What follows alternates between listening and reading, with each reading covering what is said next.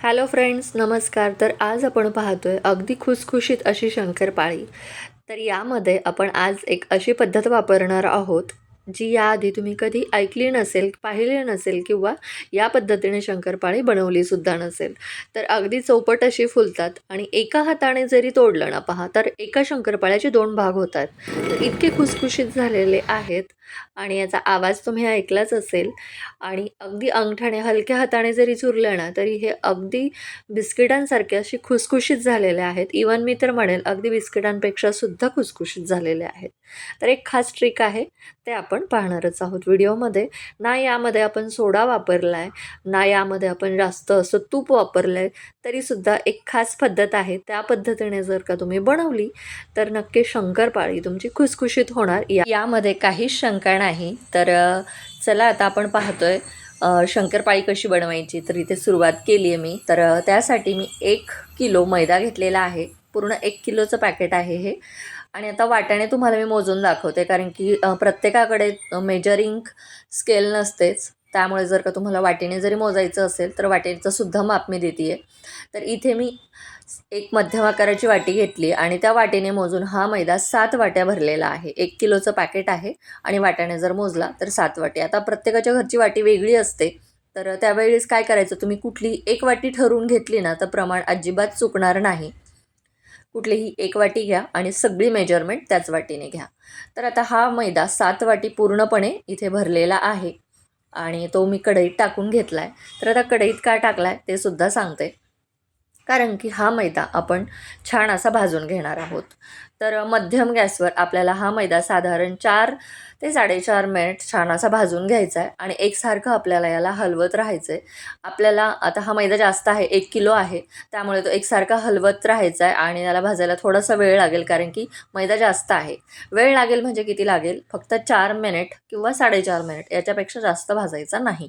म्हणजे आपली शंकरपाळी अगदी खुसखुशीत अशी होतील, तेलकट होणार नाहीत आणि ही एक सिक्रेट अशी टिप आहे. तर मैदा भाजल्यामुळे शंकरपाळी अगदी खुसखुशीत होण्यास मदत होते. तर साधारण आता हा मैदा मी 4-4.5 मिनिट भाजून घेतला. तसाच तो कढईमध्ये अजिबात ठेवायचा नाही, परातीमध्ये काढून घ्यायचा. म्हणजे तो जास्त ओव्हरकुक होणार नाही, जास्त भाजला जाणार नाही. तर आता कढईमध्ये मी परातीमध्ये मी मैदा काढून घेतला. आता चवीनुसार म्हणजेच किती मीठ टाकायचं, 2 चिमूट टाकलेलं आहे. कुठल्याही गोडाच्या पदार्थामध्ये थोडंसं मीठ टाकलं की त्याची चव मस्त लागते. आता वेळ आलेली आहे तूप टाकायची. तर इथे मी घेतलेले आहे पाऊण वाटी तूप घेतलं आहे, म्हणजे अर्ध्या वाटीपेक्षा थोडंसं जास्त आणि एका वाटीला कमी. तर आता इथे त्याच वाटीने मोजून तुम्ही पूर्ण 1 वाटीसुद्धा तूप घेऊ शकता. पण माझा अनुभव असा सांगतो की जेव्हा तुम्ही मैदा भाजून घेता त्यावेळी तुम्हाला तूप थोडंसं कमी लागतं. निदान 3-4 चमचे तरी तुम्हाला तूप ते कमी लागतं, एवढं मात्र मी सांगू शकते.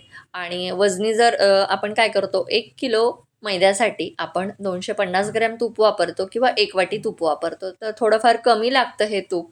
पण तुम्हाला वाटत असेल की मला पूर्ण 1 वाटी तूप टाकायचं आहे, 250 ग्रॅमच तूप टाकायचं आहे, तर गो फॉर इट, नक्कीच टाकू शकता. पण मला असं वाटतं की एवढ्या तुपाची इथे गरज पडत नाही.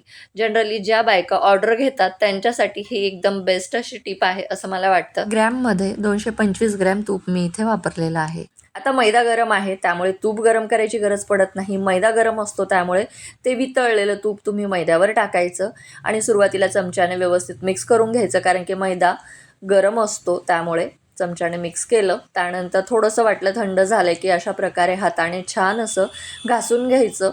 म्हणजे काय होतं की मैदा आणि तूप अगदी एकजीव होतं आणि जेणेकरून आपली शंकरपाळी अगदी खुसखुशीत अशी बनून तयार होतात. अगदी व्यवस्थित असं अगदी वेळ काढून ही प्रोसेस नक्की फॉलो करा. मस्त अशी शंकरपाळी तुमची खुसखुशीतच अशी बनून तयार होतील. तर आता हे सगळं व्यवस्थित मी एकजीव करून घेतलं आहे. तर आता साखर किती टाकायची, तर वजनी म्हणाल तर पाव किलो साखर टाकायची, म्हणजेच 250 ग्रॅम साखर टाकायची. आणि वाटीने जर म्हणाल तर 1 वाटी, ज्या वाटीने तुम्ही मेजरमेंट घेतलं त्या वाटीने मोजून 1 वाटी पिठी साखर तुम्हाला टाकून घ्यायची आहे. तर पिठी साखर घ्यायची आहे, साखर घ्यायची नाही आहे. तर पिठी साखर यामध्ये मी टाकून घेतली. तर थोडीफार कमी जास्त होऊ शकते, कारण की काय होतं, बऱ्याच जणांना गोड शंकरपाळी आवडत असतात, तर काही जणांना फिकी आवडतात, काही जणांना चहासोबत खातात, त्यामुळे ती फिकी बनवतात, तर मी इथे काय करते, मी थोडीशी गोड बनवणार आहे. त्यामुळे मी इथे पुन्हा अर्धी वाटी पिठी साखर घेतली आहे आणि टोटल 1.5 वाटी मी इथे पिठी साखर टाकून घेतली आहे. तुम्हाला जर टाकायची असेल तर मी जसं सांगितलं की पाव किलो म्हणजेच 250 ग्रॅम आणि वाटीने म्हणाल तर 1 वाटी अशी पिठी साखर तुम्ही टाकून घेऊ शकता. तर मी आधीच सांगते की हे शंकरपाळे तयार झाल्यानंतर थोडेसे डार्क असे तयार होणार आहेत, कारण की आपण यामध्ये साखर थोडी जास्त वापरलेली आहे. तर चला, साखर कमी जास्त होऊ शकते आवडीनुसार. तर आता इथे मी 1 वाटी पाणी घेतले, ज्याही वाटीने आपण सगळ्या गोष्टी मोजून घेतल्या होत्या. आणि ml जर म्हणाल तर 250 ml किंवा 240 ml तुम्हाला पाणी हे मळण्यासाठी लागणार आहे. वाटीने जर घेतलं तर 1 वाटी, मी पुन्हा सांगते आहे. तर एवढं पाणी लागणार आहे. आता हे पाणी सगळं संपलं आहे आणि मला थोडंसं एक्स्ट्रा पाणी लागलं, म्हणजे 2 चमचे पाणी मी अजून घेतलं थोडंसं. मला हे पीठ खूप जास्त असं कोरडं वाटलं म्हणून थोडंसं पाणी घेतलं आणि हे पीठ मी पुन्हा व्यवस्थित असं एकजीव असं करून घेतलं. आता यातलं अर्धा चमचा पाणी शिल्लक आहे. एवढं पाणी मला लागलेलं आहे, म्हणजे 1 वाटी आणि 1.5 चमचा. आता साधारण 5 मिनिट मी ते पीठ तसंच ठेवलं. यापेक्षा जास्त वेळ आपल्याला हे मुरत किंवा भिजत ठेवायचं नाही आहे. तर आता तेल तापायला ठेवलेलं आहे आणि आता 5 मिनिट झाल्यानंतर हे पीठ मी मळायला घेतलं आहे, कारण की आपण आता शंकरपाळे बनवायला घेतो आहे. हे मळून घेतलं छान असं. त्यातला एक उंडा घ्यायचा, एक मध्यम आकाराचा, आणि उंडा घेऊन थोडासा मोठाच घ्यायचा उंडा, जेवढाही आपला पोळपाट असेल. आणि एक उंडा घेऊन आपल्याला हे छान असं लाटून घ्यायचं आहे. थोडीशी जाडच ठेवणार आहोत आणि त्यामुळे काय होईल, शंकरपाळी खुसखुशीत अशी बनून तयार होतील. तर थोडंसं हे पीठ लाटताना, पोळी लाटताना फाटतं, तर असं थोडंसं जोडून घ्यायचं आहे हाताने आणि हे लाटून घ्यायचं आहे. तर इथे छान चौकोनी शेप मी इथे तयार केला आहे आणि त्याच्या साईडच्या कडा आपल्याला काढून घ्यायच्या आहेत. तर आता ही शंकरपाळी तुम्ही हव्या त्या आकारामध्ये तुम्ही कट करून घेऊ शकता. तर मी इथे चौकोनी आकारामध्ये कट करून घेते आहे आणि अशी शंकरपाळी सगळी तुम्ही तयार करून घेऊ शकता आणि एकदम तळायला घेऊ शकता किंवा तुम्ही तळता सुद्धा बनवू शकता. तर इथे मी एका ताटामध्ये ही काढून घेतलेली आहेत. पुन्हा एक बॅच मी लाटून छान इथे शंकरपाळी कापून घेतली आहे. आता तेल गरम झालं का नाही हे पाहण्यासाठी त्यामध्ये एक तुकडा टाकला मी. तर तेल छान गरम झालं आहे.